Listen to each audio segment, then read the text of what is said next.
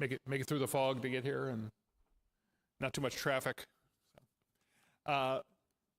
Welcome to the Environmental Professionals Network.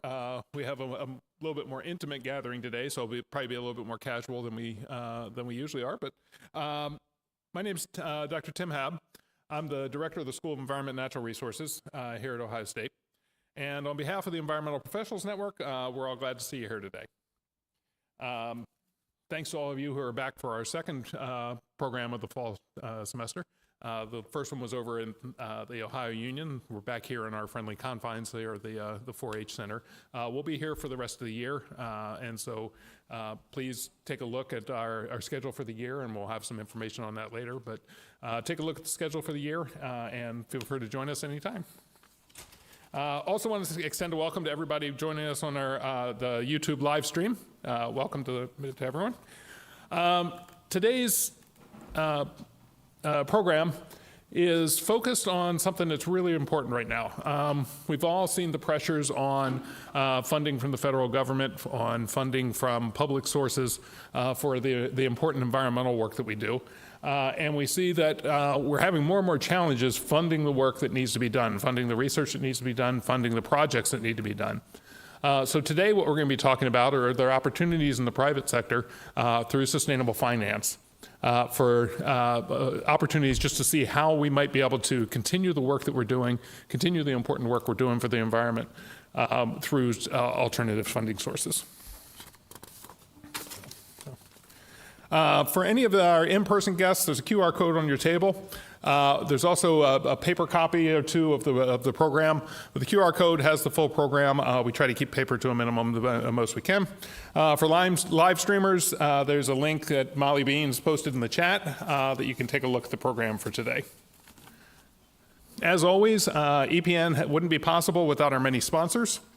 Today we want to thank the Sustainability Institute at Ohio State, OSU Facility Operations and Development, the Ohio Division of Wildlife, the Ohio EPA, Delco Water Company, and a special thanks to NG North America and the Ohio State Energy Partners, who are strong supporters of innovation and sustainability.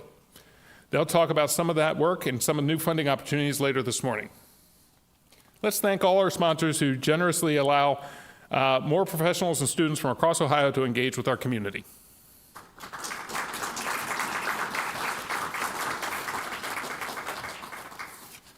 So let's get started today. Today you're going to hear from two finance practitioners with Ohio State roots, as well as an OSU professor who has successfully navigated the world of innovation financing to turn his climate research into a growing business. Each of this morning's speakers and panelists are in the program brochure. But now I'd like to pass the microphone to our student speaker for today, Lauren Glessman. Lauren's an SENR undergraduate student studying environment, economy, development, and sustainability. She's here to represent the student voice. Please join me in welcoming Lauren.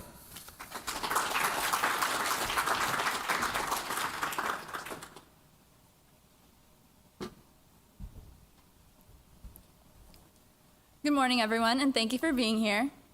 My name is Lauren Glessman, and I'm a third-year student at The Ohio State University. I'm studying environment, economy, development, and sustainability with a focus on sustainable business. I'm excited and grateful for the opportunity to introduce today's topic, sustainable finance and values-based investing, and to share my perspective as a student.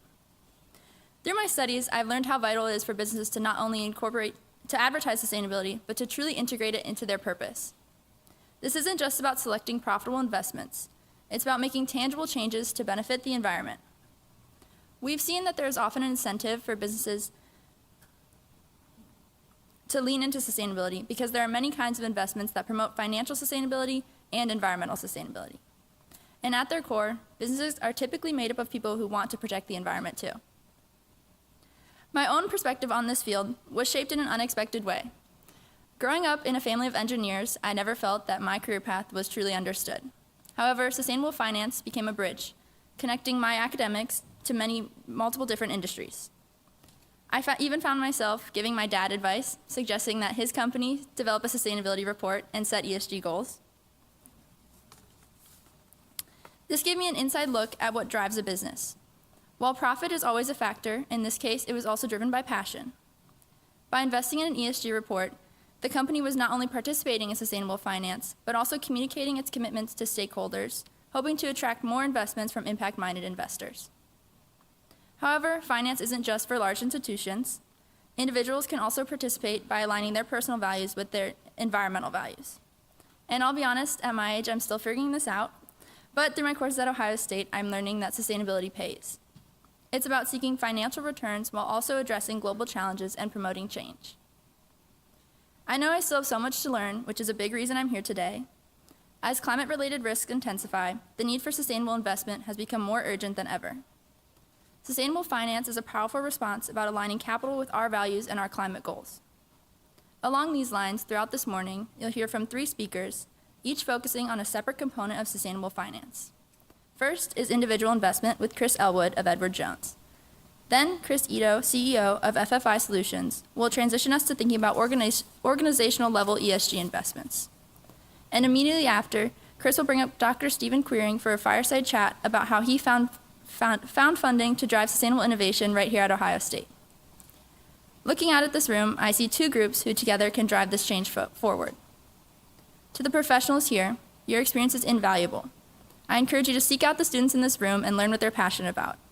Our fresh perspectives and your expertise are the perfect combination to build the resilient, sustainable future we're all here to discuss. To my fellow students, that curiosity and love of learning that brought you here today is your greatest asset. I encourage you to branch out, meet someone new, and ask the bold questions. It is now my great honor to introduce our first speaker, Chris Ellwood, who embodies this pragmatic and forward-thinking approach to finance. Welcome, Chris.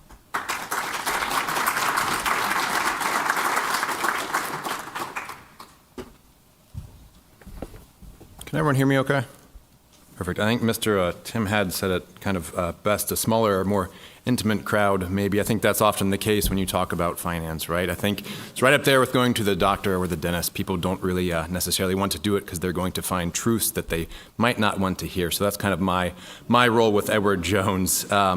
Again, thanks for coming. My name's Chris. I'm a financial advisor with Edward Jones. My practice is located in Marysville, where I help families, small businesses, and individuals develop and implement date and dollar specific financial plans. There's no quiz about what I do. Part of those plans involve aligning client values with their investments.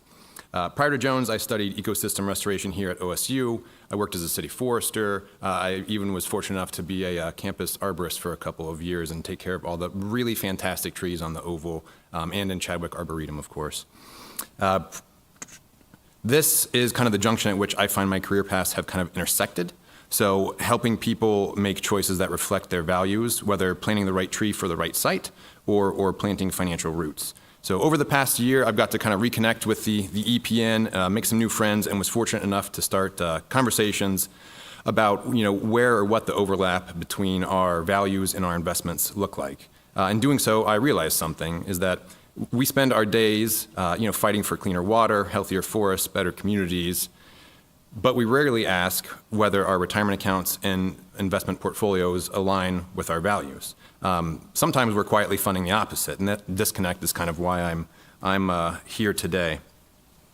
So this morning I'm going to briefly discuss investing with purpose as it pertains to retail investors. The finance industry is kind of a technical one, riddled with jargon, so here are a few terms before proceeding. A retail investor, for lack of a better term, is most of us in this room. Right? Someone buying something for their own portfolio who's a non-professional in this industry. So think of buying 10 shares of company ABC. Compare that with an institutional investor, which Mr. Chris Ito is going to talk about here in a second. That's an entity that invests on behalf of others. So think of placing 100,000 shares of a buy order for company ABC, for instance. I'm also going to discuss mutual funds and ETFs. I know we have a mix of different aged people in this room, so I don't mean to be patronizing. I don't know what you guys know. Mutual funds and ETFs are essentially the same. ETF stands for Exchange Traded Fund. They're created slightly differently. That's outside the discussion of today and their tax implications. But think of a mutual fund manager making kind of a bowl of soup, right? Putting a little bit of, I'll pick arbitrary companies, Amazon or GM or Tesla into this, right? Usually it's around an index or indices. A most common one in the U.S. is the S&P 500, which is the 500 largest companies in the United States economy. So mutual fund manager, because to create that outright, to mirror the S&P 500 in your own portfolio would cost you around $250,000 to $500,000. Most of us don't have laying that, that's not hiding in the couch or anything like that. So we're able to go to this mutual fund manager, and if I can use the metaphor of, this individual is making a soup, the retail investor can kind of take their bowl up there and say, hey, can I please have some of that? It's the same dilution, you're just buying very, very small amounts of shares with that. I'm also going to use the term stock and bond. Stock is essentially ownership in a company, right? If I buy one share of Coca-Cola and there's 4.3 billion shares outstanding, I'm a very small owner of Coca-Cola, just in a very, very, very small way. A bond is essentially a loan to a company. So I'm up in Marysville, Honda's there.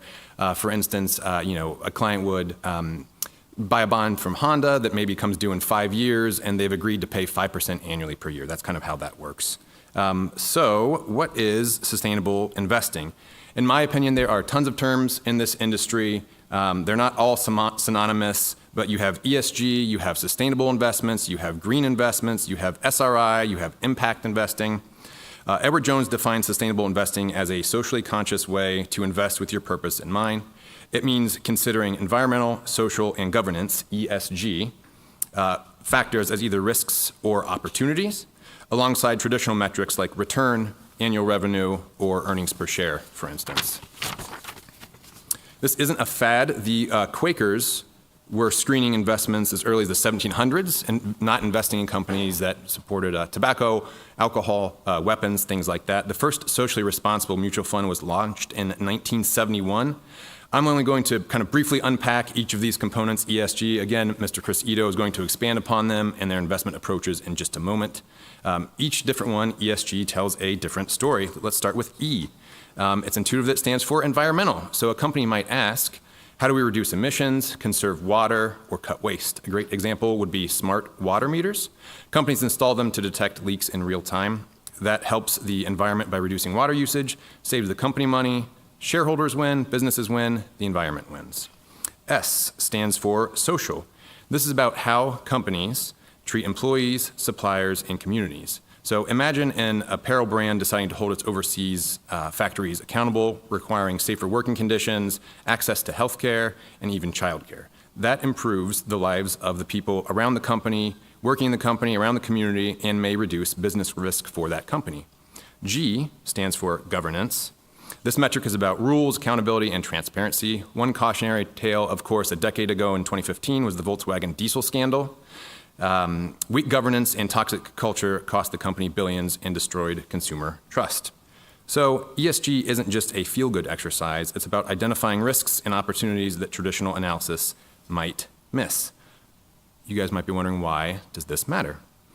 Clients often think of investing with a goal in mind. So saving for retirement, living in retirement, paying for a child's education, financial independence, buying a boat, whatever. That's what's unique about this industry, is each person has their own unique set of goals and values.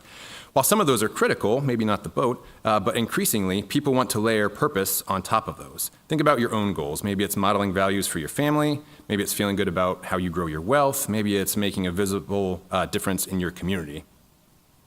So let me kind of pause here and ask you to reflect. If someone looked under the hood of your portfolio, whether it's in a retirement account or in an individual brokerage account or something like that, an IRA, it doesn't really matter, what would they see your values reflected there? And for most people, the answer is, I don't know. And that's okay. This is kind of why we're having this conversation today and why I think it matters. Now, one of the most common questions I get is about performance of ESG as it compares to traditional investments. Most academic studies find that sustainable business practices have a neutral to positive impact on long-term returns and performance. Strong ESG companies tend to manage risks better and may be able to spot opportunities earlier compared to peers. Think about it this way. A company relying on one energy source is more exposed to shocks during an outage or price changes. One that invests in traditional energy and renewables has kind of diversified its risk away. Or a company that innovates with sustainable packaging, it's not just good PR, it's a sales driver that when consumers start to demand better. Now let's kind of talk about how everyday investors can actually do this, how to build a sustainable portfolio that reflects your values. Step one is knowing your time horizon, goals, and risk tolerance. Time horizon is how long you have to invest. If you're retiring at 60 or 65, let's say, and you're a college student in your 20s, you have a longer runway than I do, than someone else might in this room, right? So that's a time horizon. Goals, we kind of, I'll reiterate those quickly. Saving for retirement, living in retirement, again, the boat. Risk tolerance, how comfortable are you with market volatility and watching your account's value move up or down at any one time? Said another way, what type of roller coaster do you want to get on? Do you want to get on one where it shoots straight up and then straight down like the Millennium Force maybe? Or do you want something a little more smoother like the old wooden one at Old Wyandotte Lake, which is now Zambezi Bay, used to be? One of the quotes I use to kind of encompass all three with my clients is that no wind is favorable if you don't know to which port you sail. So there are a few main approaches. The do-it-yourself approach. For do-it-yourself investors, sustainable investing is more accessible than ever. Most major brokerage platforms now online where you would go and create an account offer ESG or sustainability filters that let you research funds and ETFs by ESG criteria, usually in the form of mutual funds, ETFs, stocks, or bonds. There has been growing in popularity something called ESG portfolios, where the asset allocation, or kind of what's in the mix of what you hold in your portfolio, is already predetermined and set by the brokerage company, kind of pre-designed to reflect both financial and sustainability objectives. Some of those portfolios might include a mix of broad market-based ESG ETFs, mutual funds, green bond funds, thematic funds targeting renewable energy, clean water, or social equality. The do-it-yourself route gives you control, but also requires you doing your own due diligence to avoid greenwashing. The second one is if you are ready or would be working with a financial advisor. If you prefer guidance, working with an advisor can help balance values with goals, risk tolerance, and diversification. In my practice, for instance, we integrate ESG considerations directly into a portfolio strategy, combining traditional analysis with sustainability metrics. Advisors can also help evaluate ESG funds, avoid duplication, concentration, and monitor ongoing performance. This approach is for investors who want to make their portfolio stay aligned with their long-term objectives and not just their values.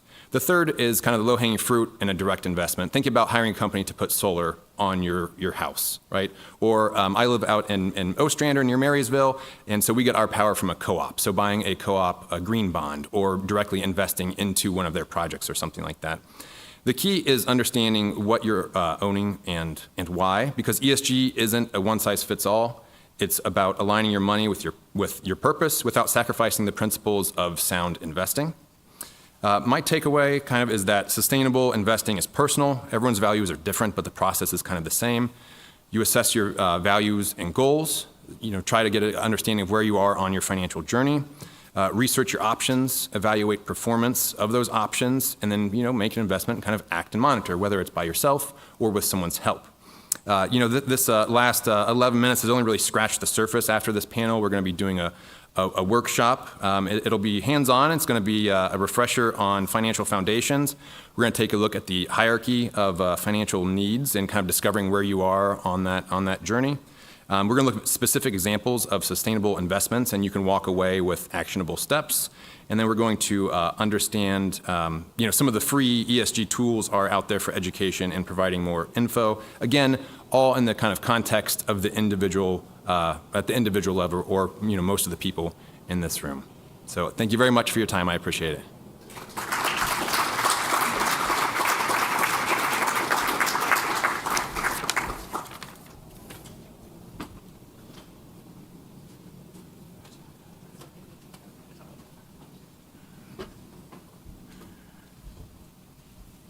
All right, hey everybody.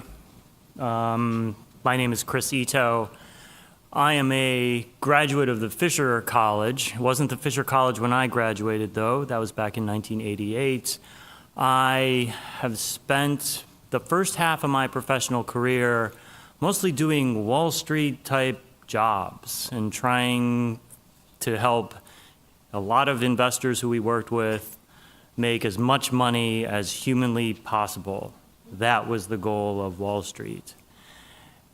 Somewhere around 2010, at the end of the financial crisis, I thought to myself, there's got to be more to it than just that. So I got really interested in the topic of climate change and thought to myself, okay, I want to have the second part of my professional career take some of the things that I had done earlier around consulting and managing money and apply them to a topic I thought was just hugely important. So my company is called FFI Solutions. We are a small company that helps institutional investors integrate climate considerations into their investment processes. Hopefully my remarks today, and I think they will be, are going to be very consistent with the things that Chris talked about just now. There are some nuances when it comes to institutional investors that I'm going to try to address.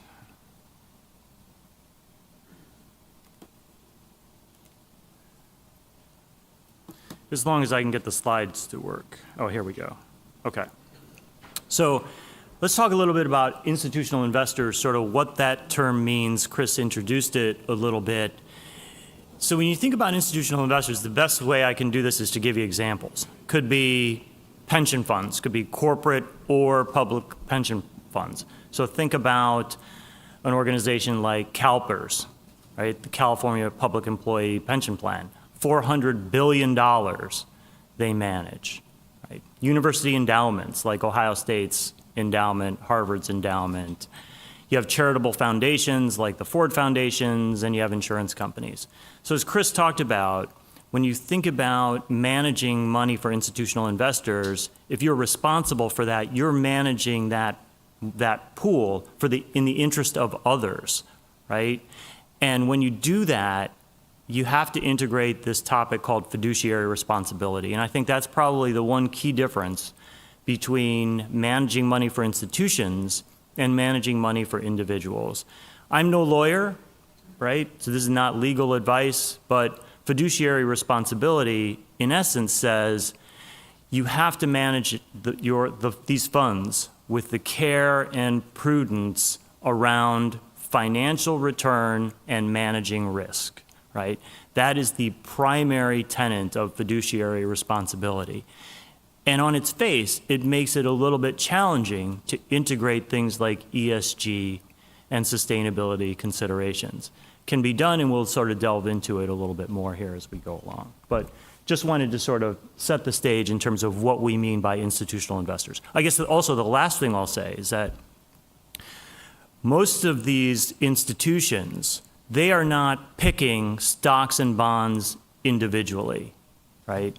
They are setting up investment policies that suggest how much of our portfolio do we want to have in, let's say, stocks or private equity or fixed income. And once they make that policy decision, then they will go out and select money managers to implement that strategy. Okay, so Chris talked about this a little bit.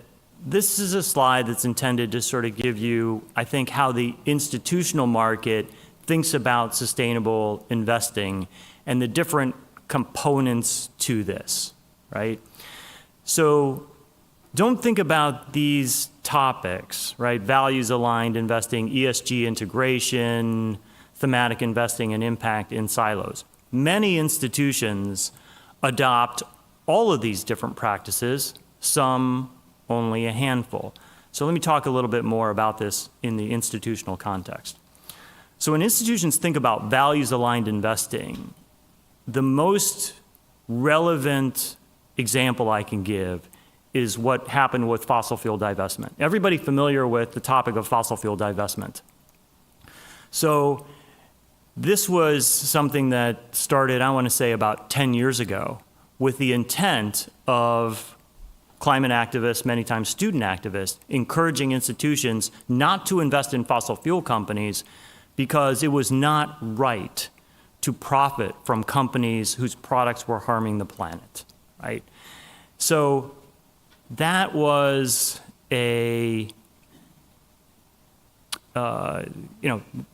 that was something that really, I think, made a difference and raised awareness, right, of the problems that were caused by the use of fossil fuels.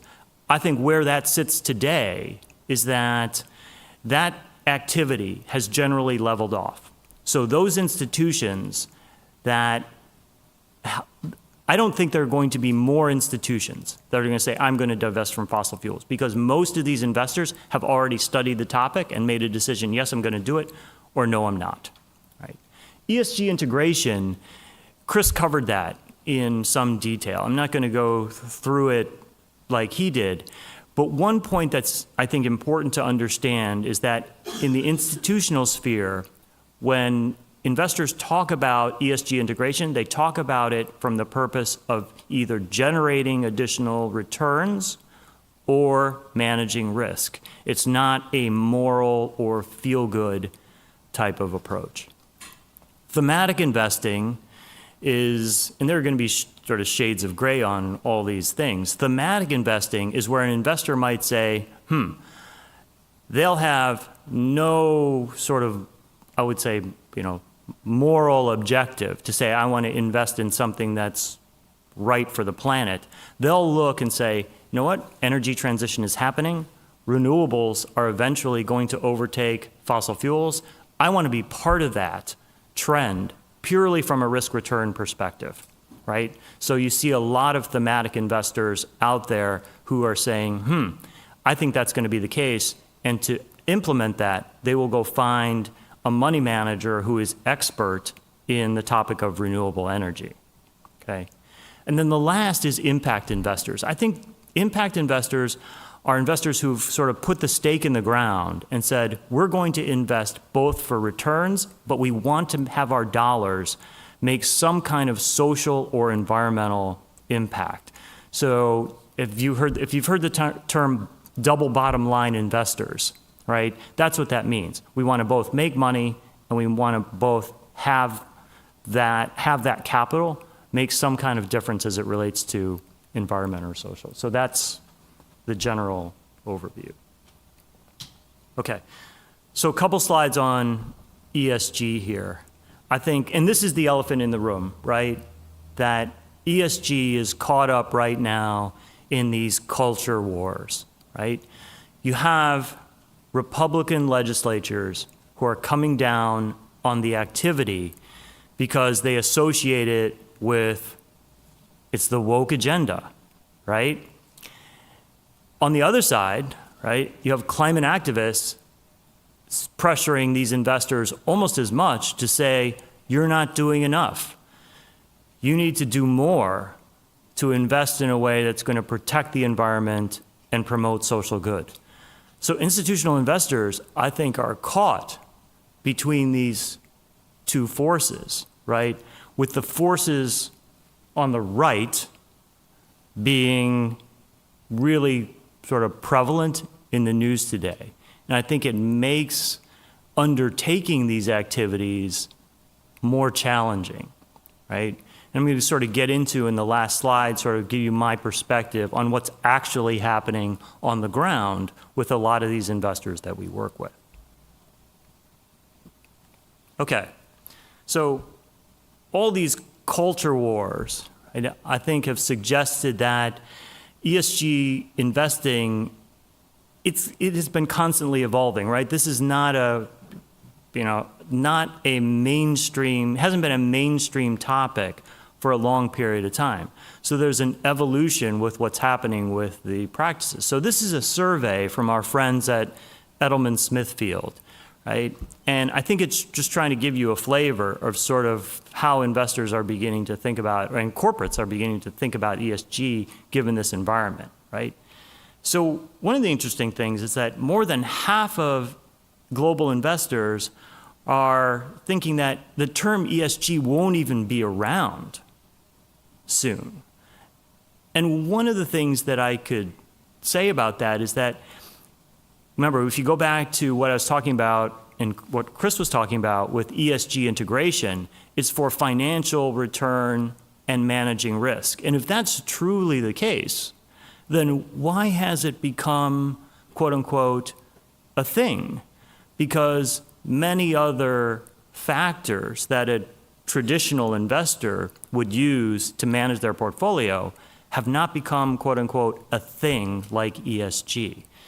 So from a trend perspective, I think you're seeing that term actually being used is lessened. That doesn't mean the activity is lessened, but the term in the marketplace is being used less, okay? And even though the term is being used less, investors are saying, yeah, but all this information that we're getting actually helps us in decision-making, right?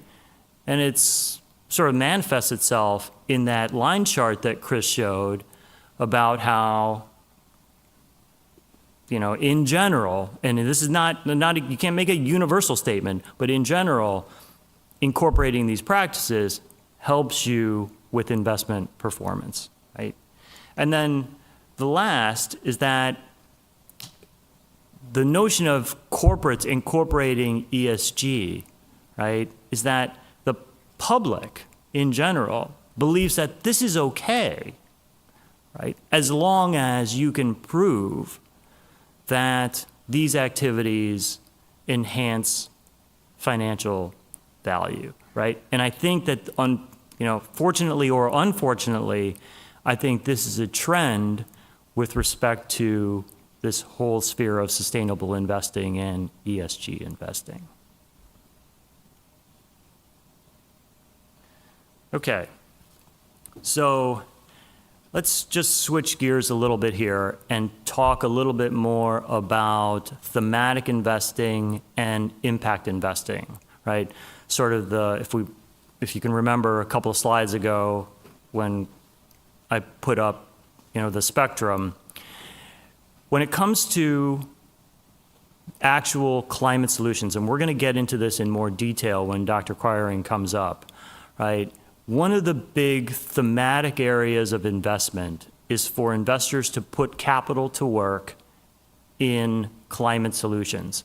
Now, they'll do that for two reasons, generally. One, they think about the space as an area where their capital can make an impact, can make a positive impact on the environment and society, because in putting that money toward especially emerging companies, it provides the funds that allows those companies to scale, right?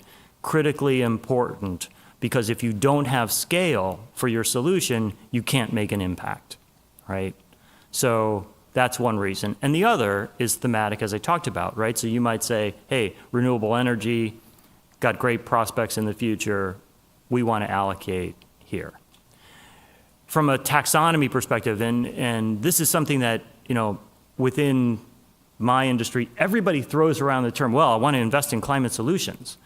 But there is no generally accepted taxonomy to describe sort of what that means. I'm not going to get into that here. I have this very detailed slide and chart showing all this stuff, but we're not going to get into that. But just know that it is beyond just investing in energy, right? So I think about it in two parts. One, as it relates to climate, there's a climate mitigation or decarbonization element to a lot of solutions. One area that hasn't been talked about enough, I think, is adaptation and resilience. And if I could make a commentary on this, right? The world just hasn't gotten its act together to effectively reduce emissions to keep global temperatures under or close to the 1.5 degree limit. We just have not gotten our act together. That's a sad statement, but it's just the truth. So we have to begin to focus our capital on enhancing adaptation and resilience, right? That, I think, is going to ultimately be a big focus. We're going to get into that in some more detail with Dr. Quiring. And then the last thing is that if you look at sort of the charts and graphs around capital flows to what is called climate solutions, I want to say about 5 years ago, you saw this huge, right, increase in the amount of capital that was flowing from both venture capitalists and private equity firms into this space. That has leveled off, right? Perhaps that's leveled off because of the political environment, or perhaps it's leveled off because a lot of the valuations of these companies started to get a little frothy in the market.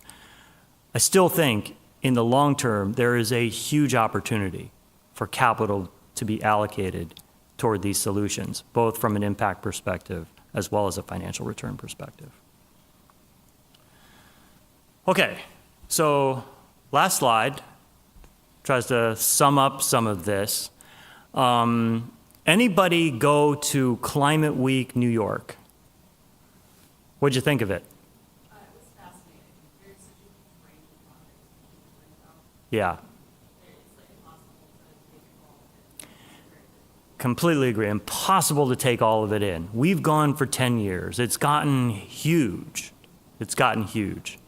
And we should have more people in this room going to Climate Week New York, I think, right? So here are my takeaways from the events that I was at and some of the discussions that I had sort of off to the side. And that is, going forward, I think this is going to be about value and not values. I wish it were different. I wish I could snap my fingers and change the system to make it more just, more fair, more equitable. But I'm a little cynical from having worked on Wall Street for all these years, that system change is really going to be practical, I think, over the near to intermediate term. So I think the focus of these activities has really got to be on financial value and centered on financial value, right? That these activities are going to be good for the environment and society, but you have to communicate them and center them around the notion of financial value.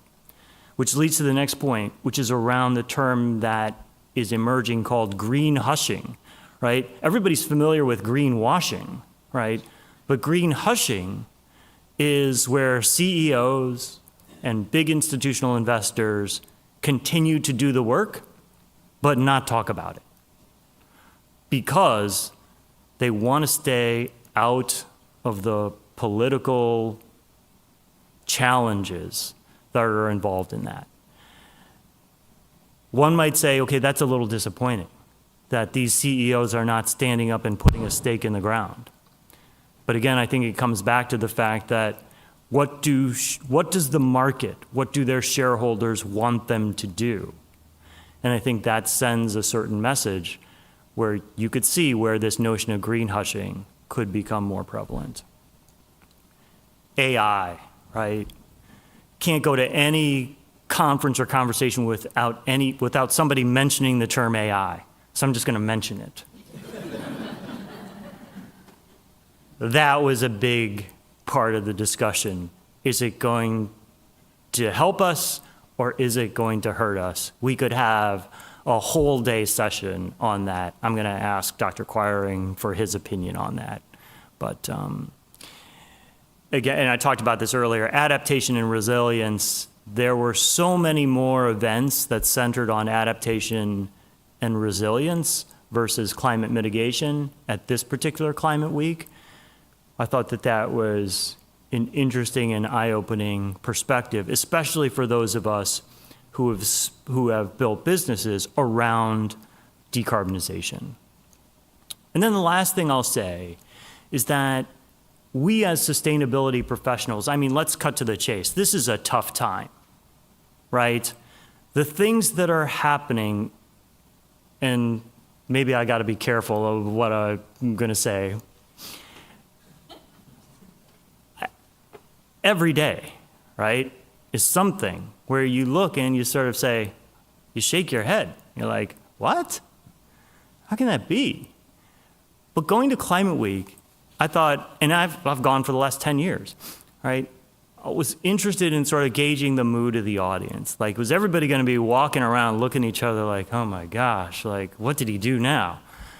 That really was not happening, right? And it was, you know, it was surprisingly a really uplifting time to be around professionals that, and I'm not going to say everybody was optimistic, but there was a certain amount of resolve, right, for people to just put their heads down and continue to work, right? So, you know, it was just one of those, it was almost like going to a retreat in some ways, right, where people were just had a lot of resolve.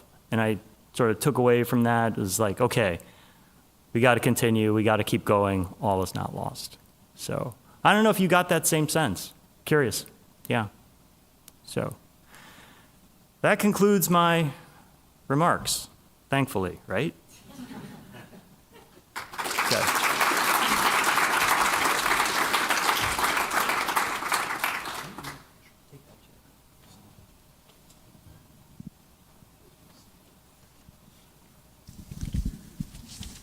Okay, is this working?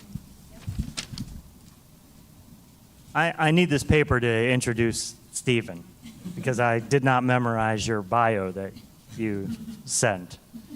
But the one thing I was going to do, which I did not do, which is I think the most important thing for a lot of students in the audience, and my daughter brought this up to me, it's like, well, the only thing that's important about professors is what their rating is on ratemyprofessors.com. But I didn't do that, so.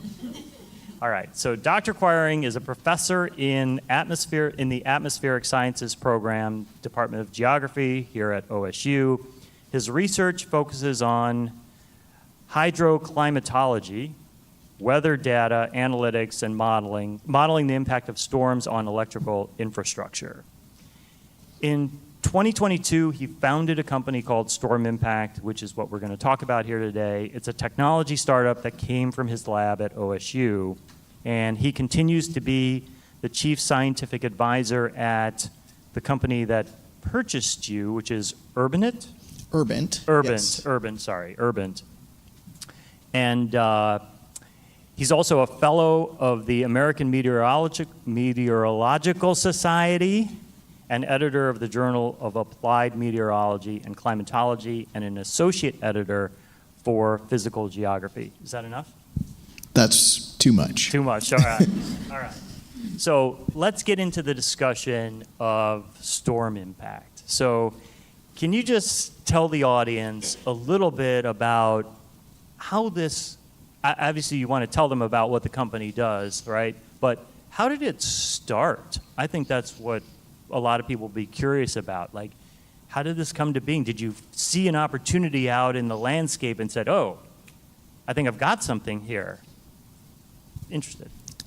Weather, hurricanes. I was a professor at Texas A&M University before being at Ohio State, and in 2005, they're a very active hurricane season, including storms that you may still remember the names of, like Katrina and Rita. And a Gulf Coast utility company approached one of my colleagues at Texas A&M, an engineering professor, to say, hey, we're getting hammered by these weather systems. We are not prepared. In one case, they over-prepared. In one case, they under-prepared. And this greatly delays the time of response.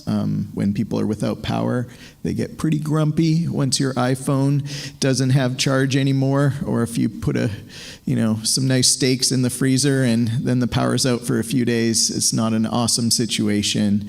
And obviously, economically, it's a big problem. And in terms of health, so people who rely on electricity for their medical devices, this is a huge risk for people. And so the company was motivated by a problem, and this problem is the impact of weather and climate on infrastructure. And it came about because of collaboration, something that universities are a great proving ground for, a great way to kind of stimulate some of this. So it wasn't like an engineering professor alone, or someone in data science or analytics alone can solve it, or a climatologist. It's the combined value and knowledge that disparate fields can bring to solve the problem. And this was greatly accelerated by the move to Ohio State. And so this company came about because of an undergraduate student. So I think there's some students in the room. And this was a completely happy accident. I was looking to hire someone to help us do some programming for an electrical utility to build a front end. I announced in my undergraduate class, hey, does anyone know anything about programming? I'm looking to hire someone. And one of the students in the class told his roommate. And so I got an email out of the blue from this guy, Scott Hall, who was a roommate of one of the students in my class. He's like, hey, I heard you're looking to hire someone. Turns out this guy is absolutely brilliant programmer, and ended up getting his PhD in planetary science, studying the origins of the moon, after he left Ohio State. And he also his family owns White House Fruit Farm, so he gets up at 4 a.m. every day and makes apple cider. And he also happens to be the world's best programmer when it comes to building back-end databases. So the Ohio State University, a great place to meet potential collaborators, bright young minds. And the other person that was key to this is a postdoc who was in my lab, who I have worked with. I was on his PhD committee back at Texas A&M. I hired him as a postdoc. And he is amazing at building machine learning models using AI to solve weather-related challenges. And so they're the brains of the operation, and I just get up and talk about things and try and make connections with people. No, that's, I think, is this working? Doesn't sound like it. Do you want to? Now? No? We'll just. So those comments are really consistent with a lot of the things that I've experienced in terms of investors, and particularly money managers who want to invest in these spaces or invest in companies like Dr. Quiring's company, is that they have had to hire the expertise of engineers, data scientists, environmental experts, to be able to effectively do diligence on these companies to be able to say, yes, this is a good investment or not. So yeah, totally get the whole multidisciplinary element. Can you talk a little bit about the process of standing up the company in terms of initial funding? Like, where did that ultimately come from? And maybe within that, how the infrastructure at Ohio State might have helped or supported you to do that. Yes, we were super fortunate. One of the great things about being at a university like Ohio State is the connections with companies in Central Ohio and beyond. And so two of our first paying customers for our software as a service solution. So this is to provide pre-storm predictions. So in advance of a winter storm or hurricane or thunderstorm, up to 7 days in advance, how much damage is there going to be to the power system? How many crews are going to be needed?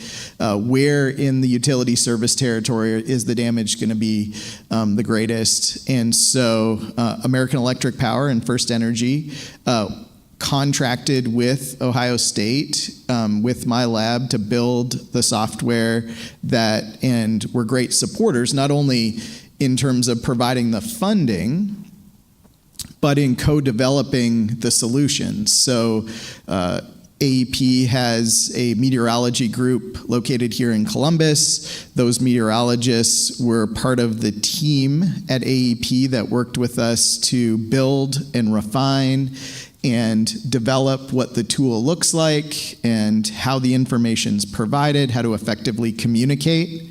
There's a tremendous amount of uncertainty when it relates to the weather and weather forecasts, and then we need to translate that uncertainty to what the impact is on the system.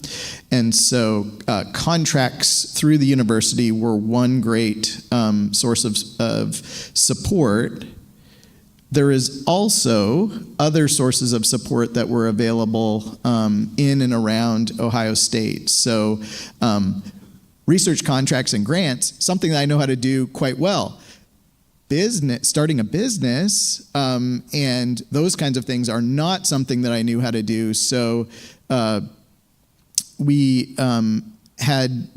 worked through this customer learning lab with Rev 1 that really helped us refine the business question and give us some resources, plug us in with a legal firm to do the paperwork for founding the company, plug us in with an accounting firm, since I don't want to be responsible for the books and taxes and IRS fines and all those kinds of things.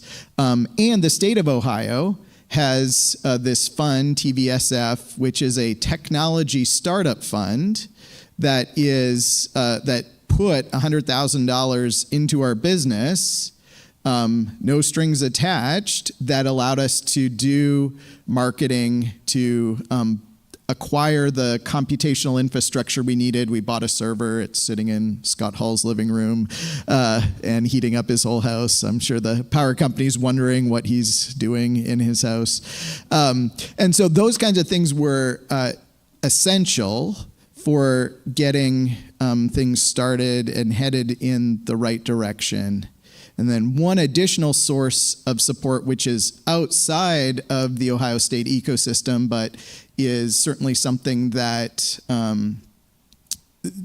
all of the folks here, if they have an idea that they want to take to market, the federal government has these SBIR programs. So we received a phase 1 NASA SBIR and a phase 2 NASA SBIR, which again, the NASA does not take any equity in the company. The company can own the solutions and technologies that come out of that R&D project.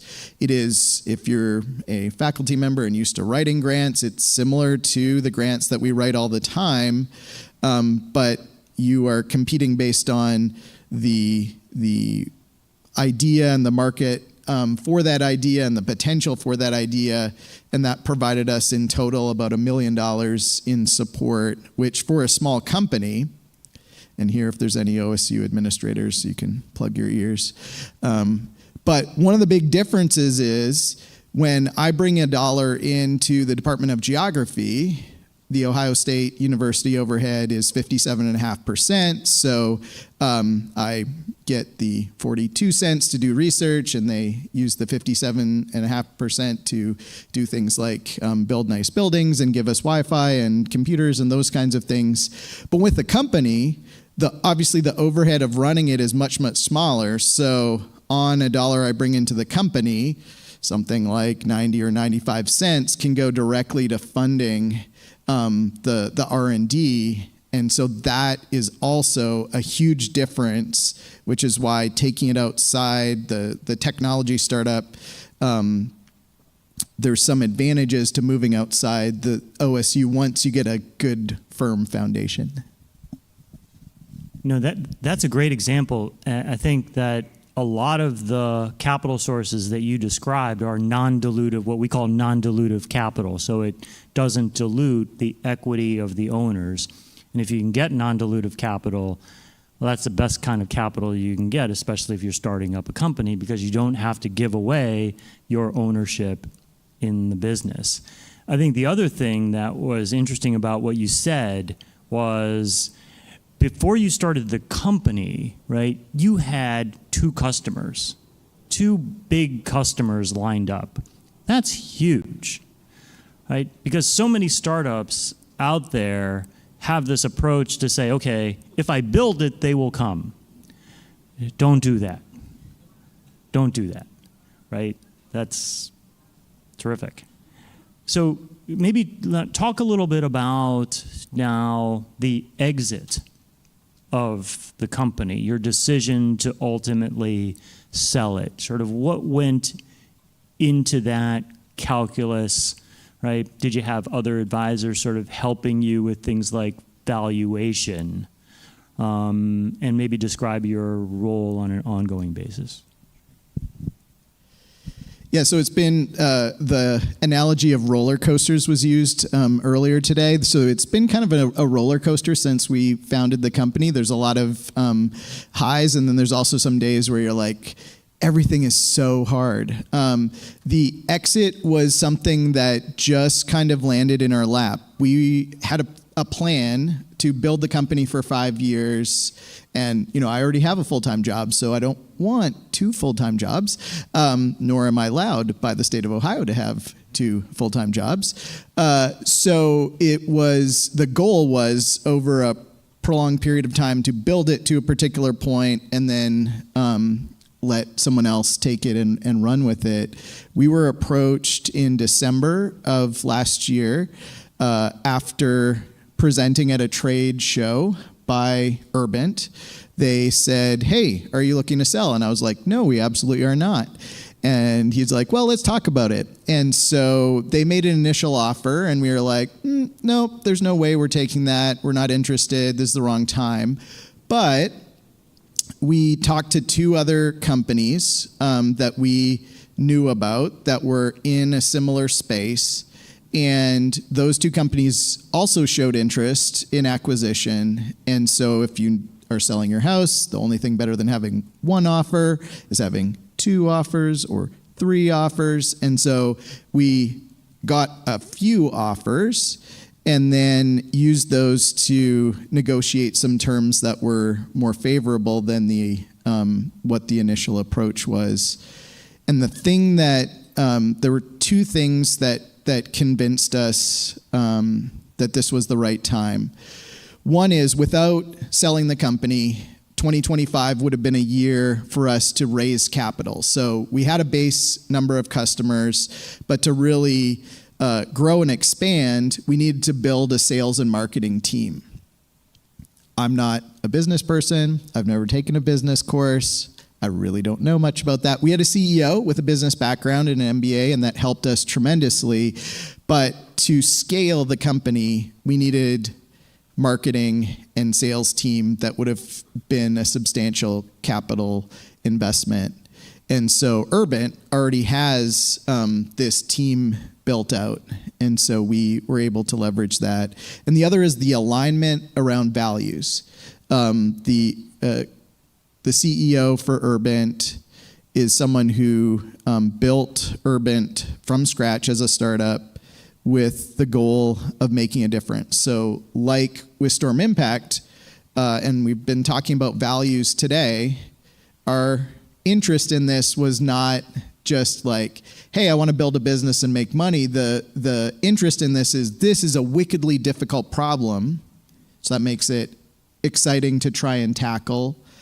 And we think we can make a difference by leveraging our knowledge of weather and climate to help companies better prepare improve their response at least, and identify places in their infrastructure that are weak in terms of their physical resilience to weather and climate risks. And Corey also shared that, like, using technology, we're both AI companies, and having a passion for safety and resilience. And so it's the people that make the difference. Can I do one more question before we open up to audience? So I promised I was going to get to this. I'm going to ask him about AI.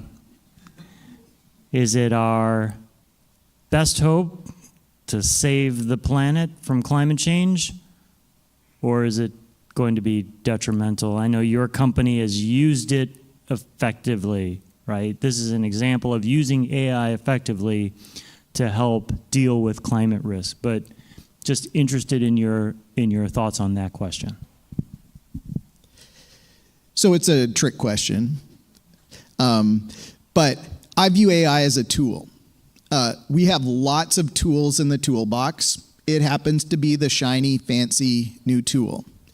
If you buy a really fancy drill, that doesn't mean you can build a house. That doesn't make you an expert at construction. It might be something you show off to your neighbor, but it isn't necessarily transformative. So it's about how we use the tool. And I think there are a lot of positive ways that we can use this. It turns out for what we do in StormImpact that AI and machine learning are essential for producing accurate predictions given all the uncertainty in weather and climate. And it's more accurate than any other tool that we can use to produce these forecasts for our customers. But it also can raise some challenges because it is a bit of a black box. Engineers at power companies want to know about the fragility curve for a pole or transformer and think about the actual physics that's going on. And so that's a little harder to unpack. And then, of course, there's all of the environmental implications from the electricity. We're trying to make the grid more resilient, but at the same time, our solutions use electricity. So training, especially the models, is computationally expensive, and that uses a lot of electricity. So on the other hand, we're kind of balancing this. So maybe like some of the slides where there's one extreme and there's another extreme, I think I come down somewhere in the middle to say, just like any tool, use it safely, use it wisely, don't put all your hope in one single basket. But it can be part of, I think, an array of solutions that could be helpful for solving weather and climate risk issues if used wisely. Yeah, the genie is not going back in the bottle on this, I think, either. Yeah. So I think, well, one more thing, actually. If there is a piece of advice that you'd be willing to give to people in the audience who are thinking about embarking on an entrepreneurial journey around climate, what would be that piece of advice? Do it. I had a lot of apprehension going into this, starting a company, stepping out, doing something that I was way outside my comfort zone, but it was extremely enjoyable. It's a way to make a difference, and many of us who are at a university are here to make a difference, or in your fields as environmental professionals, you want to make a difference. One of the best ways to do that is to build something that can help a large number of people. And I can teach 172 students in my weather and climate and global warming class, and that's one way to have an impact. But when we think about our utility customers, there are 25 million businesses and residences in the United States that are benefiting from StormImpact because we're making predictions about, is their power going to go out tomorrow, so that the utilities that serve them can pre-position crews and assets and to more quickly restore the power. So this is a way to exponentially grow the impact. I've seen so many more opportunities. I think there's a reason why people become serial entrepreneurs. After you do it the first time, you realize there are opportunities everywhere. And so many of you, I'm convinced, in your fields, in the education that you're doing, in your careers, see problems that need to be solved. And there's lots of great resources at Ohio State, including people, and the people resources are the most important. So this wouldn't have happened without connecting with the right people and talking to other entrepreneurs on campus, and people who can give you guidance on how to connect with the resources you need. You can do it for sure. It's about connecting the dots, right? So, yeah. How are we doing on time? We're doing okay on time. I'm going to take the microphone really quickly and pass it over to Jackie Kemble. Speaking of the people who connect the dots, Jackie represents Columbus Region Green Fund and is here to talk a little bit about the work she does and how it connects to the entire conversation today. Thank you. Thanks for having me, as well as kind of just like a little tail end of this. As Harrison mentioned, my name is Jackie Kemble, and I'm the Director of Operations for the Columbus Region Green Fund. And the green fund is something called a green bank. And if you're not familiar with this concept, there's about one in every state. And a green bank is a revolving loan fund that exclusively invests in sustainable infrastructure. That can be solar panels, that can be heat pumps, that can be hyper-efficient modular housing, anywhere from an individual to a commercial and industrial size installation. And part of the reason that we exist, because you might be asking yourself, like, why do we need another fund or bank or something like that, is that we close a market gap. Right now, a lot of the technology that we use is not what we call a socialized asset in commercial lending, which basically means that a lot of commercial institutions don't know how to underwrite these specific types of technology. So if you are Fifth Third or Huntington and you don't know how to read a helioscope and understand how that's going to convert to a power purchase agreement yield, you're probably not going to be confident putting out $1 million loan for a giant installation. So that's where we come in. So what we do is we only put in about 40% of the capital in a stack. We act as a de-risking or juicing variable to assemble a bunch of private capital so it can come in and get used to investing in these types of technologies. And this is a thing that has been happening for the history of investment, right? At one point, oil, rail, mortgages, banks were looking at these types of assets and thinking, I have no idea how that works, and that seems too risky to me, and I do not want to put my money into it, right? But we need capital investment and market rate capital investment to come in and participate so that these things can feed into the types of portfolios that Chris manage, and make sure that as we continue to invest and we continue to turn this into the juggernaut that it needs to be to address climate change, that we have enough buy-in to do so. And I want to give a little bit more of a broader context and build on some of the points here. This is a market-based solution, right? Markets sometimes react to sentiment, as we've seen a lot of in the last year, but a lot of times, primarily, they relate to market indicators, both positive and negative. So when you see market indicators like insurance rates or any sort of policy being inaccessible in parts of Florida and Texas and California, you see skyrocketing rates and you see massive amounts of grid instability, this type of energy and this type of technology is inevitable, right? Which is a big thing that we took from Climate Week. Eventually, we will run out of fossil fuel, or it will become a stranded asset. So the function of green banks, and specifically mine, that serves the Central Ohio region, is again to just accelerate the adoption of this using really nerdy financial tools. So, as you guys have all seen today, and especially if you're a student, right, there are so many opportunities for you to inject yourself in lots of parts of this process, whether you are public or private or nonprofit. There are many, many opportunities, and also we are relying on you to make new ones. Come up with new apps, right? Come up with new ideas, and help us accelerate this process. Okay, so now we have some time for audience questions. Chris Ellwood, if you'd like to join up on the stage. Yeah, Whitney?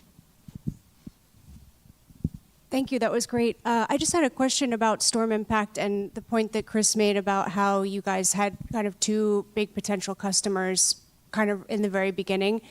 How much did your requirements or your idea for the software change from before they approached you to after? And was there friction in that? Or was it like, you know, we have these minds and this data set and this idea, and then they approached you and it was almost a direct match of what you were thinking? Or how much did it evolve after they got involved, and then again once you decided to like spin it out of the university environment? Yeah, great question. I mentioned the idea of code development, and that absolutely happened here. So the core problem, predicting what's going to happen, how much damage is going to occur, how many people are needed days in advance, that didn't change. that was the business decision that they want to solve. So utilities have a limited number of people in-house to do restoration. So for major storms, they're bringing in crews from other states, from other utilities, and they're paying them double overtime and putting them up at the Hampton Inn and all of those kinds of things. So it's a multi-million-dollar decision to bring in external resources. So that was the business decision. The part that they really helped us with is how to communicate the information in a format and at the time and place that the decision makers within the utility needed it. I happen to like, box plots and large model ensembles. It turns out that, a storm manager or vice president of distribution may not love the same ways that I want to communicate the information. And so it was very much a conversation and a journey to refine it, to provide a product that met the specific needs that they had. And it turns out, maybe not surprisingly, that not all utilities are the same. And so one wants, prediction of damage, another wants to know the number of outage cases, a third might want to know trouble orders. And so also understanding what it is that's driving their business decision and the internal processes at the company, which from the outside we wouldn't know without a conversation and dialogue and listening. And so listening to and talking to as many customers or potential customers really helps build the right product.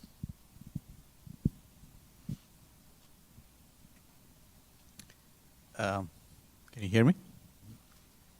So, Chris, this question is for you. Can you talk about where the capital is going to flow towards these sort of initiatives in the near term, next 3-4 years? Yeah. And where do you anticipate the capital to flow after we get through this period, longer term, right? Yeah. And to the audience, I just wanted to mention, when I say capital, it's just money, where it's going to flow, right? And I also wanted to say I've been in the industry, do climate risk, and maybe I'll come and talk about that someday. But what Chris presented today, the concept buried in his presentation were extremely deep. And it doesn't come with the level of experience unless you have that. So I think we have an incredible leader here, but I just wanted to mention that I could read it in his slides, but so should you. So if you can talk a little bit about the capital. Yeah, sure. So again, just my opinion from having some conversations with investors about this topic. If we think about adaptation, resilience, and physical climate risk, I think we think about climate risk in two parts. There's transition risk and what happens when the economy transitions to a cleaner or clean energy economy. And then there's the physical risk is, what happens with respect to both the acute, right, and the ongoing or chronic risks from climate. I think the immediate opportunity really relates to physical infrastructure and real estate related assets and the hardening of those assets as more owners of infrastructure become more aware and more versed in their particular exposures to physical climate risk. That's where I see the opportunity for capital to be provided, because I think most building owners, physical asset owners, don't right now have the wherewithal to understand or quantify what those risks are. I think that the quantification is going to increase. So for example, I think a lot of limited partners in private equity funds that manage real estate assets are going to continue to pressure those managers so that they're comfortable that the manager understands physical climate risk. That's going to go down to the portfolio companies or the portfolio itself. And I think hardening of those assets is going to be probably the biggest one. The second, if I could mention two, is going to be grid infrastructure and the like. Very similar, I think, to the type of company that Steven built. Long term,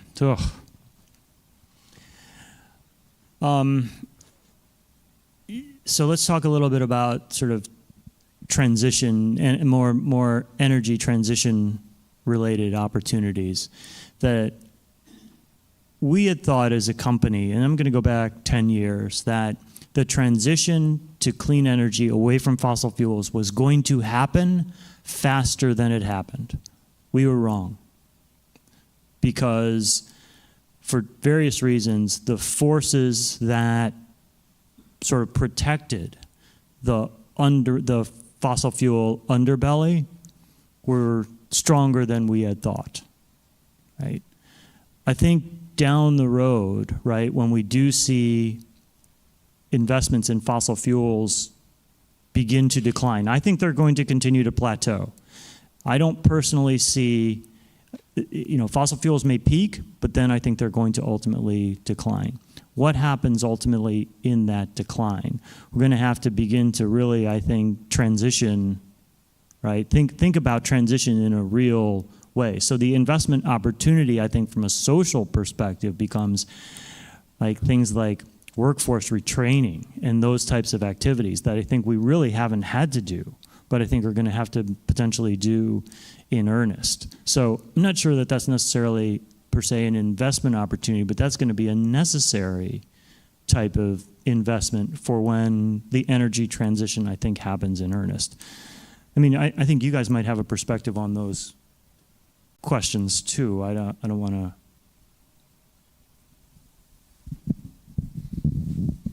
I think I would just reference Bill McKibben's book that just came out, Here Comes the Sun, and he kind of cites some of those examples that you just said about the energy transition and retraining and how that's easy to use some of the skills and mindset that maybe coal workers have, for instance, to kind of repurpose. And, now they're in the tops of, wind towers and stuff like that, and they don't mind at all. They find it very transferable and things like that. That's not a plug for that book. I don't own any, stake in that book, but please, I think I'm halfway through it right now. I think it's a fantastic read, but I agree. Good morning. My question is, from a startup perspective, I'm working on developing a sustainable waste management startup, and I was wondering if you have any comments about how to attract investor funding or any other forms of non-dilutive funding. Probably pass this off to you in a second, but my first 2 cents would be to go and go ask someone else who's done something similar. Or if they haven't, just go ask them for a cup of coffee or something like that and get some of those ideas. That's not for attracting an investor, of course, but just learn by osmosis, right?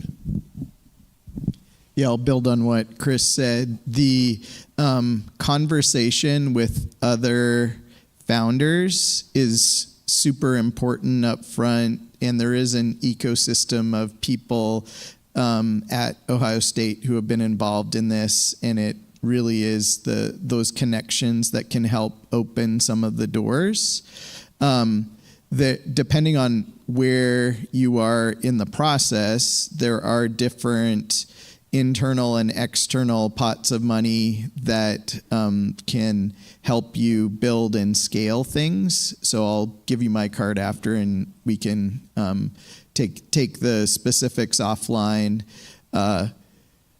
The big challenge is once you get to the point of a seed or raise where you need to get several $1 million, and there you want to find one or two champions who can help to bring others to the table, and that requires a lot of time and energy. And so for us, that was the reason why in the beginning of this year, we decided we're not going to go through this fundraising. We're just going to let someone else take on that challenge. But there are some best practices and approaches there, but it takes a lot of time and energy to have conversations with all of the VCs out there that are interested in a company in a particular area at a particular stage. But once you start having those conversations, often what you'll get is some feedback that says, hey, this isn't in our area, or we're not investing in this place right now, but we know so-and-so that please talk to this person. Yeah, so that's my short answer. And I just want to add one thing to that is the dollars that you get, you want to, I think, make sure that those dollars can help you also get customers in some way. And so your strategy, and I think your pitch to them, obviously there's going to be technical elements. This is why my solution is better than everyone else's. How are you going to get customers? How are you going to sell, right? Sometimes that gets overlooked, I think. Hey guys, thanks for the conversation. I'm really happy you brought up education, workforce development, and training, so I want to follow up on that.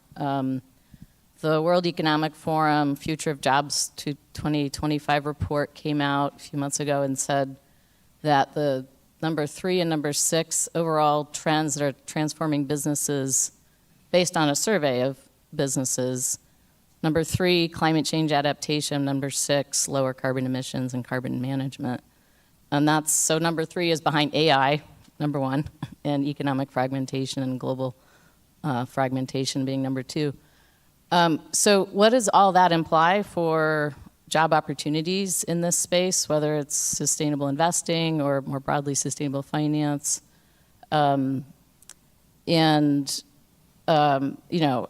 what's the timing of that? Your comments seem to imply that perhaps we're still a decade away from really needing retraining, but I want to push you a little bit more on that. Yeah. And what should we be doing now in terms of helping our students get prepared for this? Are there current opportunities? Is the slowdown in ESG meaning that there's a slowdown in these types of jobs? What does that look like? Yeah, I think so. I think that there is a slowdown in hiring ESG or sustainability. And I'm getting that more anecdotally from talking with folks even at Climate Change New York, where a lot of people were out trying to network looking for jobs, right? They had gotten laid off from financial institutions because financial institutions were sort of downsizing that effort. It wasn't that they were eliminating those efforts, but they were downsizing, I think, those efforts. So I'm not sure I would sort of characterize all that as necessarily workplace transformation per se. I think the biggest issue around workplace today is the question that, sort of permeates not just climate-related discussions, but it's AI, right? It's like and I think, like going back to your comment, Steven, it's like those that are going to be able to use AI most effectively. I don't think AI is going to start sort of displacing these kinds of jobs, but you've got to ultimately be a power user, right, to be able to effectively, I think, gain employment. I mean, I just give you an example for our company, right? We had a bunch of old people in our company, except for you, Alex. Where's Alex gone? But it's so one of the things that we sort of sit around and talk about all the time is like, wow, we need to like dramatically up our game and figure out how AI can help make our processes and make the delivery of services more efficient, and maybe even create a solution that's outward facing, that's based on that. And as it relates to workforce transformation, which I had mentioned earlier, I mean, you can make the argument that I didn't mean to suggest that it wasn't also happening today. I think as it relates to the energy transition, you'll see it become more prevalent when the transition really begins to accelerate, I think. There's a difference. I just want to be clear. There's a difference between like all of this increase in renewables. Renewables is capturing all of the incremental global demand, but it's not eating into the fossil fuel layer. I don't know if you want to call that energy transition or not. I think energy transition, from a climate perspective, really happens when the clean energy sector begins to eat into and displace and cause retirements of fossil fuel infrastructure. I think that's where that's when that's going to occur. I don't know, you guys have comments? Just anecdotally, the students that I advise, the undergraduates in our program, have seen really strong opportunities related to physical climate risk with places like insurance companies, lots of large corporations that want to bring weather and climate expertise in-house. So while some of the federal opportunities as it relates to weather and climate may have started to dry up a bit, there still remains strong demand for their skills in the private sector. And the key is to have them do internships so that they can make connections with those companies. We probably need to modernize some of our training to be a little more responsive. And you and I have had some conversations about ways that at Ohio State we can do that. And I think the sooner the better for our students because those opportunities exist. So I'm up in Union County, and I work with a lot of people in manual labor, and that's my background as well. And this isn't an educational comment, but I think that there's a severe shortage in the United States of kind of that hands-on work, because even as time progresses and technology advances, energy companies can still downsize just because of technology. It doesn't take the same amount of individuals to run a coal plant as it used to, for instance. And I'm from West Virginia. I'm from Charleston, coal central essentially. So I think that those opportunities, finding an appliance repair individual who's qualified is murder. it's almost as expensive as getting the new product in too. So I think that is, will continue to kind of create a gap in those spaces. And my kids are 9 and 7, and hopefully they go to college. If not, maybe they're going to become in the skilled trades, because those jobs pay exquisite right now. As an arborist at OSU once upon a time, I used to, have interactions with some of the big crane operators here, and they're making quite extensive salaries. Again, just kind of commentary. Do I have time for one quick question? Is that all right, guys? I think in 1950s, Garrett Hardin wrote Tragedy of the Commons, and so this is for you too. Sometimes up in Union County, I feel a little like I'm on an island, right? It's a little politically different than down here in Central Ohio, believe it or not. And so I feel a little disheveled at times, maybe a little hopeless in the context of climate and things like that. So, I think too, we can't, trying to end on a positive note here, political divide is apparent right now. As you guys go through your personal and professional lives, kind of, what are things that you might do, just really quickly, briefly, that, kind of help bridge that gap when you meet someone maybe on the other end of a disagreement or something like that? Oh, okay. It's a loaded gun I handed you. That's right. So I think the bottom line is people are mostly the same, right? I want my daughter to have educational opportunities. I want her to grow up in a place that's safe and healthy. And so we might have different opinions about how to get there, but finding common ground and also not shying away. And for me, a lot of it is staying off social media, to be honest, because in-person conversations and communications are so much richer, and human-to-human connection is so much better than just firing some torpedoes and then ducking underneath. So I remain optimistic and positive and encouraged, A, because I refuse to give in to the alternative, but B, because I get to be at a place like Ohio State where there are lots of people who want to make a positive difference. And we may not all have the same idea about how we're going to do that, but there is energy and enthusiasm. And if you ever get discouraged, just come talk to a group of either students at a middle school or in a college classroom, and that will definitely increase your positivity and outlook on life. I'll just say what he said. Yeah. I think about tragedy of the commons all the time. And if you think about it, I think too hard, it honestly does get a little depressing. And from having worked in the financial sector and in capital markets for so long, I think I have gotten a little bit cynical. But you're right, like so two things. I think coming to events like this and, for me coming back here, it really does give me like hope and a lot of positive energy. Going to events like Climate Week do that for me as well, because there are people that are continuing to really fight the good fight and be passionate.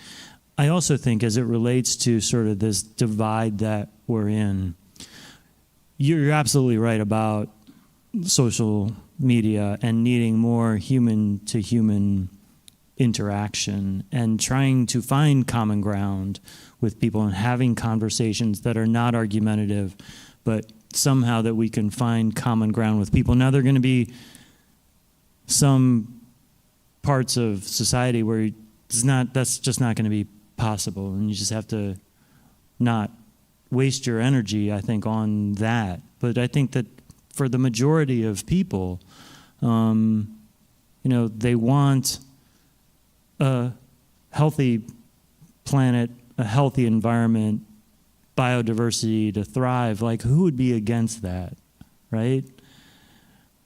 Okay. All right, there's an obvious response, but beyond that, right? I think for the most part, like, have some faith in humanity to be able to do it. All right.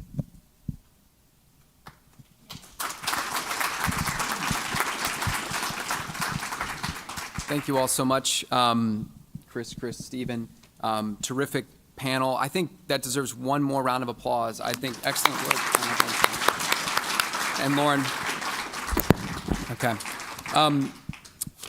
There's a variety of things. I had pages of hand-scribbled notes on top of what Harrison also had provided me to share today. But I want to just put that down and just say I've had the pleasure to get to know each of you three.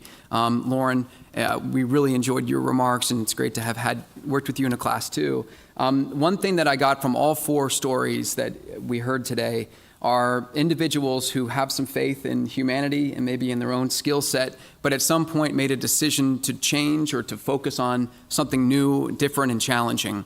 Whether that was being an arborist, moving into financial advising, being a professor, moving into the startup space, working really, really hard to make people a lot of money, and then doing so with some mindfulness around the planet and people. And Lauren, your experience growing up in a household of engineers and taking a step into the EAD space. So thank you all so much. Harrison, you have some certificates. As is our tradition at the EPN, we want to thank you for your time today. And once you receive your certificate, you're welcome to get off the bright lighted stage here and head on back to your seats. Thank you. And I can take that, Chris.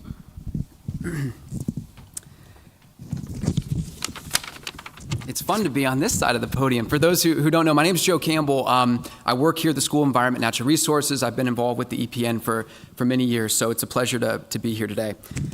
You heard from Chris Ellwood that he has a wonderful sustainable finance we heard 101 overview on the stage. 102 is going to be a deeper dive and really exciting, excellent opportunity. As someone who's been looking for advice in this space, It's really hard to find good, reliable environmental professionals and knowledgeable, trained, certified financial advisors who can kind of coach you along in this space. So really encourage you to stick around, get some more coffee and everything else that we have available in the hallway.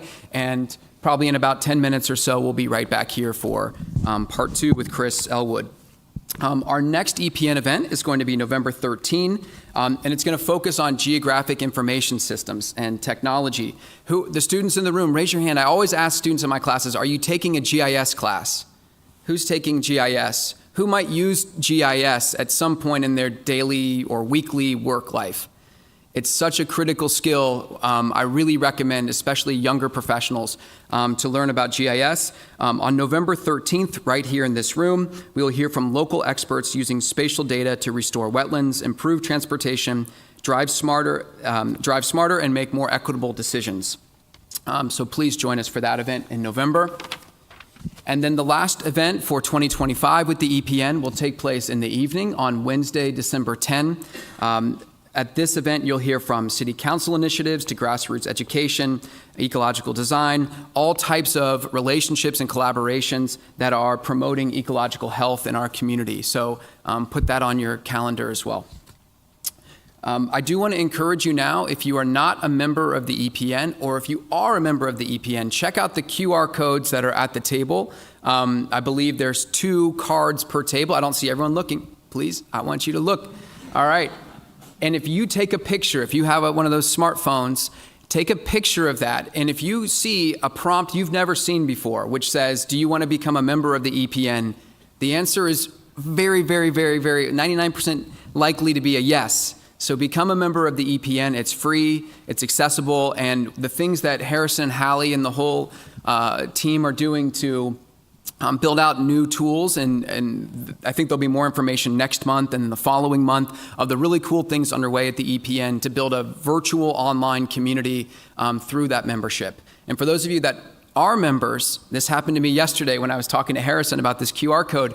I was reminded that I haven't updated my information in my EPN account. So if you are a longtime member, also take a picture of that QR code and check to make sure your information's up to date, because as we've said, there's going to be some really cool features attached to those profiles. I'm encouraged to have you look at the LinkedIn EPN page. So the Environmental Professionals Network is the name of the LinkedIn profile. It's long time overdue that the EPN has developed a proper LinkedIn page. The QR code on the screen is going to take you to that. Go ahead and follow what the EPN is doing. You'll learn about future events, but also be more connected to one another. I had a long set of remarks that I'm not going to share because Chris Ito, I think, really summarized it at the very end of the program about having a community to come to, whether that's online or, very fortunately for those of us in Central Ohio, it's in person, and it's here every month in this space. I think we all found our way here, whether in person or for those of you on YouTube right now. This is a community to come to, so follow along on LinkedIn and stay up to speed with various opportunities. The last person at the podium before we take a break and Chris Ellwood comes back up will be Maggie McNulty. Maggie, you are with NG North America, and you're going to be talking about a really cool opportunity that's on the screen. Ben, that's what I was trying to scribble to you on paper. Welcome, Maggie. Thank you. Thank you, Joe, for the introduction. Hello, everyone. My name is Maggie McNulty. I am a project coordinator at NG Buckeye Operations. If you're unfamiliar, NG Buckeye Operations is the company that, in partnership with Ohio State, owns and operates the utility systems here on campus. So we manage the distribution of steam, hot water, chilled water, etc., to help keep your buildings warm and cold all year. So I want to talk to you a little bit about a funding opportunity we have for Ohio State students. It is called the Smart Campus Challenge, and it is a competition in which students pitch projects that support sustainability on campus. So some of the requirements for these projects just include that they impact Ohio State's main campus and that they support some aspect of OSU's sustainability goals. This could be targeting zero waste, increasing energy efficiency on campus, increasing the goal towards carbon neutrality and implementing sustainable products and standards on campus, et cetera. Kind of anything that you can think of that relates to improving campus sustainability efforts. So you can submit by yourself as a student, or you could submit with up to 3 other people. And the top 8 finalist teams will present to a panel of OSU judges, including our very own Dr. Joe Campbell, in the spring. You'll be presenting at the Energy Advancement and Innovation Center, which is an NG-funded building. It's kind of got the funky solar panel display over on West Campus on Woody Hayes and Kenny Road. And the winning team will receive $60,000 in project funding to implement their project over the next calendar year. And they'll travel with some NG representatives to the headquarters in Paris, France in the summer of 2024. So it's a really cool opportunity, definitely some form of investing in sustainability on campus, giving voices to students who have ideas, who care about this kind of stuff. Really great media exposure and networking opportunities with both Ohio State and NG professionals. And I highly encourage all of you to apply. So I'll hang around after if anyone has any questions, but thank you for taking the time.